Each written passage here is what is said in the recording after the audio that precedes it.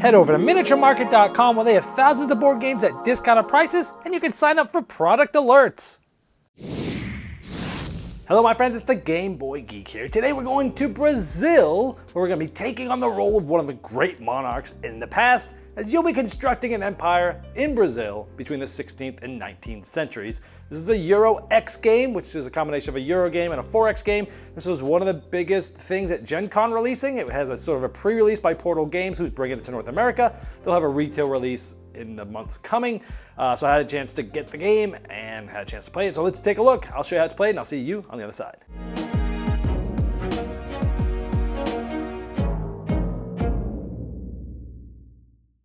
At the beginning of the game, each player gets to select their own monarch, which has their own abilities, and they're all double-sided, and so you always have a choice of which one to take.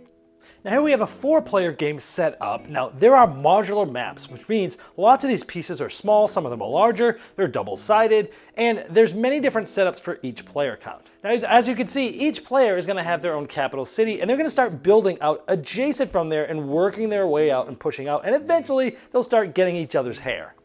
Now the game is played over 3 eras. Now each player is going to have a goal or a set of goals for each era. Now at the beginning of the game, each player is actually going to get 2 of each of the cards from each era, and they're going to be able to select which goals they want. This is hugely important because you're trying to synergize with some of the goals that you're going to be able to do. For example, my era 1 is to get 2 paintings and to build 2 trading posts. Well, era 2, once I get this done, everybody goes to era 2, but everyone's still trying to finish their era 1 card if they haven't yet. But when I get to era 2, I need to own 2 pink paintings. Well, guess what? Round 1, if I go get 2 pink paintings, and I've got them here, I've already got a third of my second goal done for era 2. And in era 5, I got 5. So a lot of times you're trying to build at least one synergy between them, because you're going to, again, get 2 of each of these cards, and a lot of strategy starts even before the game starts. Now this is one way to get points in the game, is finishing these objectives. You'll also be getting points by building. For example, this is a wood area. It can have a trading post in it. So we can place it here, and this is going to give us 2 points into the game, but it's also going to give us resources not only immediately, for example, like wood and gold, but once this is all gone and we've used those resources, we'll be able to essentially renovate and maybe bring those resources back. Now you're always building out from adjacent from your capital or from one of the other buildings you've made. And not only are you able to use those resources directly from those buildings that you're holding, but you also have some resources on your board as well. But you gotta be careful, because even though this is yours now, someone might come over later, build close to you, and then send some military in, take this building over them. They'll be able to use those resources. Another thing you're trying to do throughout the game is deploy your different military. Now each player has a different board, different monarch there, and they have different military for each board as well. Not only is this going to get you points at the end of the game, but it's also allowing you to bring them out to your capital, some cities later on maybe, but then you'll be able to move this military out and possibly go and fight other players. But you'll also be exploring with those military units. For example, you might have found an unknown species, and you'll do some set collection depending on how many of those types of unknown species or any unknown species that you find. Or maybe you'll be able to get a card from one of the era gold cards I showed you from the ones that were discarded at the beginning of the game, giving you an additional card to be able to try to complete. Or maybe you'll be fighting against this, which is 6 strength, but you'll be able to get this and have 3 points for it at the end of the game. So there's all sorts of different exploration tiles. As you move your military onto them, you'll flip them over and explore different things. Now as you see, you'll be getting resources from your buildings and such, and you'll be able to spend some of those resources to create products, like 2 sugarcane to create sugar.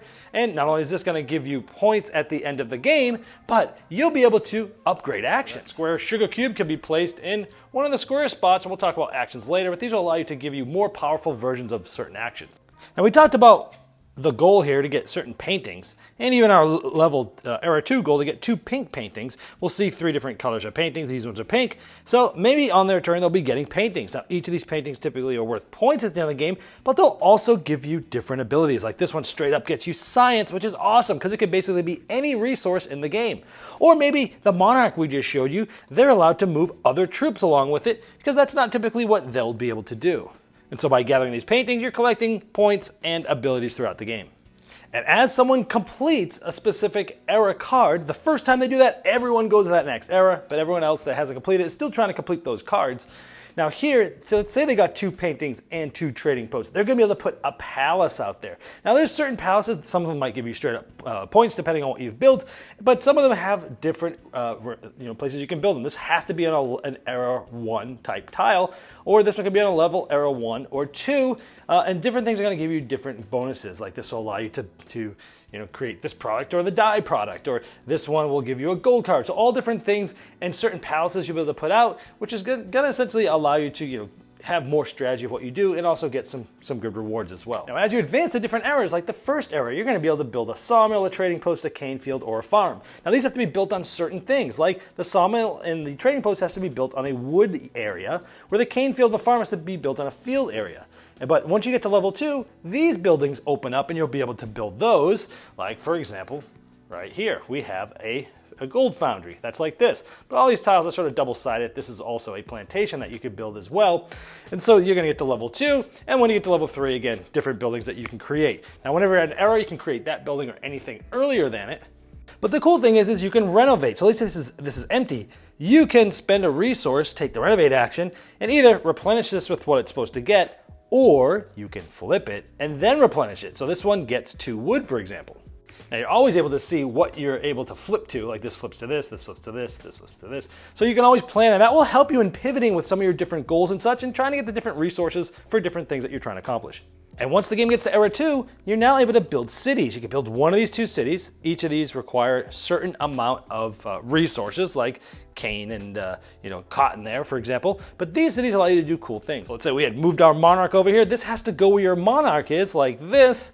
And check it out now. Now this is cool because there's 5 points. That's great. Because in this game, it's very interesting that each building only gets you points, but that's equal to how much defense that has. So this city has a defense of 5, and this monarch has a defense of 2, even though it gets you 2 points. They're all the same. It's a good system to keep everything streamlined.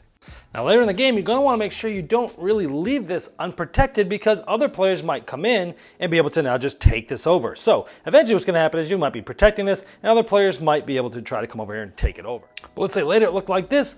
Now this player has a card, a painting that says their monarch can move other people with them. Let's say they move in here, and now they're going to immediately fight. Now, again, this has is 5. This player is 2. They have a defense of 7. This player has 2, and this is 2. So they're at 4 right now. So it's only 4 to 7. Now, both players, starting with the attacker, will be able to play up to 3 combat cards they may have gotten throughout the game. It's one of the actions. You can get those as you deploy things. And let's say Purple didn't have any combat cards, and this player ended up playing both of them. Once they both played cards, they will get revealed face up, and they do different things. Like this one says 2 combat strength straight up. This one says, hey, if you have units in an adjacent space, gain 2 more. They got 1 here, so they have 2 more from here, 2 more from here, and they beat them 8 to 7. So this monarch will get returned to that player's board. They won't have to spend resources to deploy him. They still get the points for taking them out in the first time. But this player now controls this, and so now that's great because now they have this city, even though it's attached to this. It's going to give them 5 points at the end of the game, and they now have 5 defense there. But if this player left here, because it's part of this player's empire, they've left it, well, now they don't have control of it anymore, so they're going to want to stay there. Now it's interesting because you can't build a building right next to someone's empire, but you can infiltrate it with military. Now those are the main concepts of the game, but everyone has their own monarch as well, and they all have different abilities. Like the first time you take a deploy action, you get an additional combat card, but you can spend combat cards for resources or science throughout the game. Now there's 4 main resources in the game: the cane, the coffee beans, the cotton, and the wood, but there's also gold. Gold can always be spent for any one of these 4, but science can be spent for one of anything, gold or those. So it's an interesting way they've tiered the resources and the special things of the game.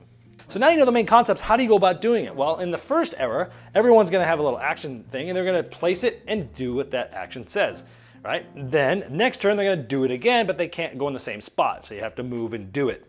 Now, in addition to that, you're also going to get 1 free movement, which is moving 1 piece, 1 place adjacent. But sometimes when you take it, like if you want to go get a painting, you can put this here, you'll get your free movement, but you'll also be able to additionally move to a wooded area. And you can do it before or after your free movement. So there's a lot of flexibility. Maybe you're moving to a building, or maybe you're moving to the edge of the map, or maybe you're moving to a gold spot. Now the deploys allow you to get a combat card and then spend resources to deploy one of the people that I've showed you about that.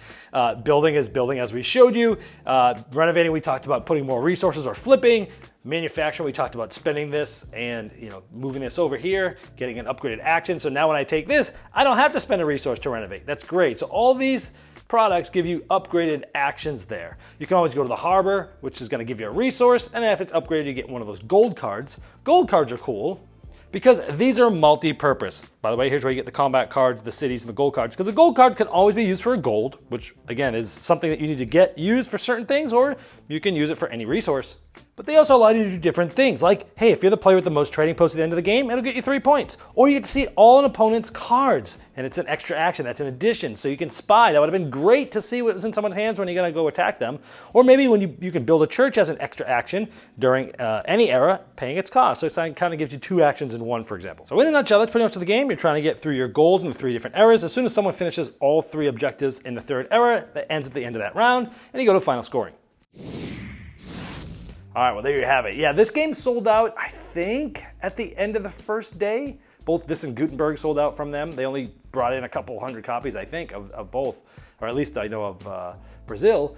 It sold out, but I was able to get a copy first thing Thursday morning, and let me tell you what I liked about it. Well, I was really originally drawn to this. I like 4X games, and generally speaking. I love Scythe. It's one of my favorite games of all time.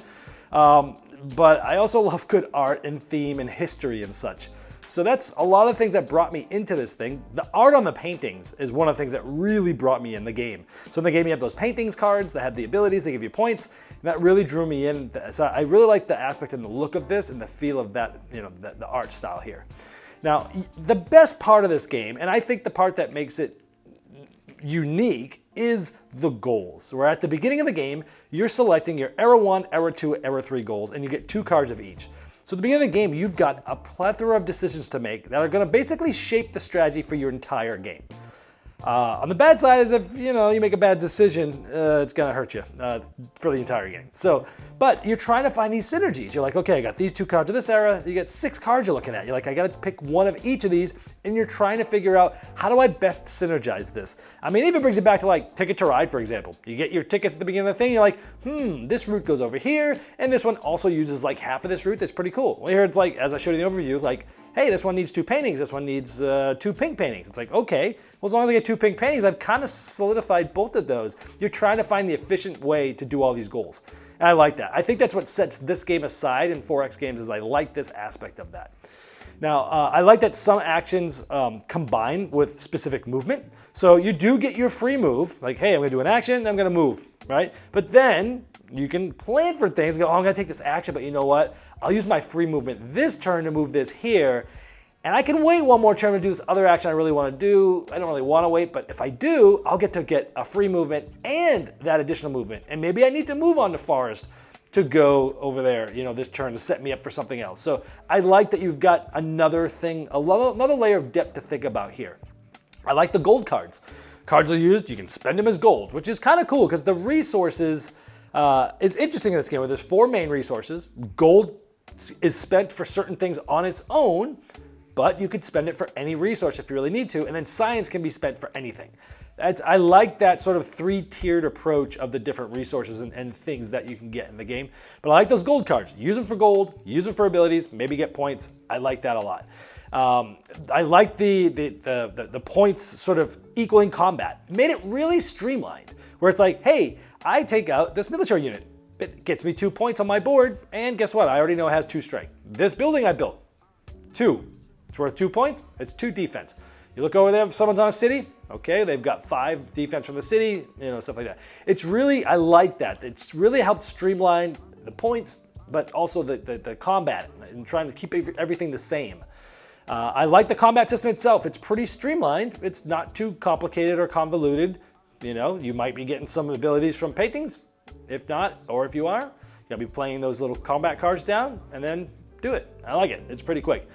Renovating, so that's cool. This is like where you're like, hey, I've run out of some resources, I'm gonna spend a resource, pick a building, and get the resources that it provides, or if it's empty, I can flip it and then get those resources. Now, I didn't tell you this earlier, but when you go and you finish an era, and you get to place a palace somewhere, that also has some strategy too, because it's like you can't flip a tile that has a palace on it. So you're like, okay, if I do this, I can't get to that resource underneath, I'm gonna have to build that building. A lot of little subtle things that make this design unique and interesting. The modular maps. Each game's gonna be different, even multiple maps for each player count. I like the arc to the game with the 3 eras. In fact, the first era, you'll get through it pretty quickly. The first, I'd say, 20 minutes, you're gonna be through it. First four turns or so, you might have it done already, 4 or 5 turns. You can do those somewhat quickly sometimes. And so you kind of push, and I like the arc where it opens up new things. I don't think I showed this in the overview, but when you get to a new era, like one of the era's action figure or action token for that gets flipped over, gives you another ability, but you got to pick which action it goes with. Again, another little layer of depth there. I love that they have a separate book from the rule book that is just for the history of the game, of the characters and the setting. History is what brings me to a lot of games, and when they do it like this and they embellish it and they put all the stuff in there, I soak that up. I read it through, it makes me like the game more, makes me understand it more, and I like that. On the negative side of things, so on the positives, overall this is a good solid 4X game. On the negative side of things, for me, when you manufacture those products, I felt like it was quite abstracted because I get what they're doing. They're like, there's 2 of each of the types of 2 cubes, 2 pentagons, 2 octagons, stuff like that. And that helps them put them in certain spots, which helps the design of the game. But it felt not only pretty abstract, but it was like, okay, so I'm gonna put wood and science, and all of a sudden that's gonna make me a blue octagon that's rubber. I don't know, maybe I'm missing what rubber really looks like, but it felt quite, the sugar cube, that one made sense. The red dye, okay, I guess. But some of these just felt quite abstracted. It kind of pulled me out of the theme of the game. I would have loved, and I know they have a lot of wood components in this game, so they probably couldn't have done it because of cost. This game's really needs it would be nice to have a dual layered board to hold all those different products of the different types, to hold your little resources there, although the resources are different shapes, so that wouldn't really work. But even just holding those, holding the little military units, holding the stuff, having it right on your board, it's always nice to have things fit in there in your board like that, especially with all the palaces and stuff, different things fitting. It would have been a really nice touch to have that. Again, not absolutely needed in this game. It's not like it stopped you from playing the game well, or things got mixed up, or they knocked over, nothing like that. It would have been just a really nice to have.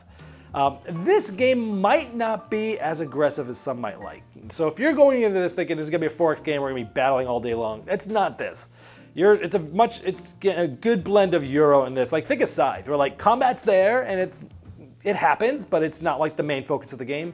Similar to this, like it happens, and sometimes you might need to go try to take over a city or maybe a building at the end, but it's not gonna be like the main focus of your game. There's so many other ways to get points. It's more about the threat of combat than it is the combat, but it is part of the game. But if you're looking for a combat heavy game, you could play it that way, but there's gonna be so many things that you're not doing that's probably not gonna be a very good score for you. So this is more of a combat's there, you'll probably need not to ignore it, but it's not going to be like the main strategy of the game. So some might not like that. I didn't mind it. I like the way it was. If I'm going to play a big combat game, I'd rather just play dudes on a map game, not a full Euro game. So this actually matched better with what I like. Yeah, and because you can only build adjacent, you naturally are like building out, getting close, and you can't build right next to somebody. That's kind of like to stop that from happening. To make sure, but you'll be able to kind of like run other people if you really want to do combat. On the last thing is this game. I talked about how good the interesting, the best unique thing is like those different goals and such, and being able to pick them at the beginning of the game. The downside of that is in your first game, you're going to probably not know exactly what to pick, and it can be pretty turning as to whether you're going to win or not. To combat that, once you know the game once, you'll have no problems. And even after watching my overview and seeing me point things out in synergies, you'll probably already know what to look for.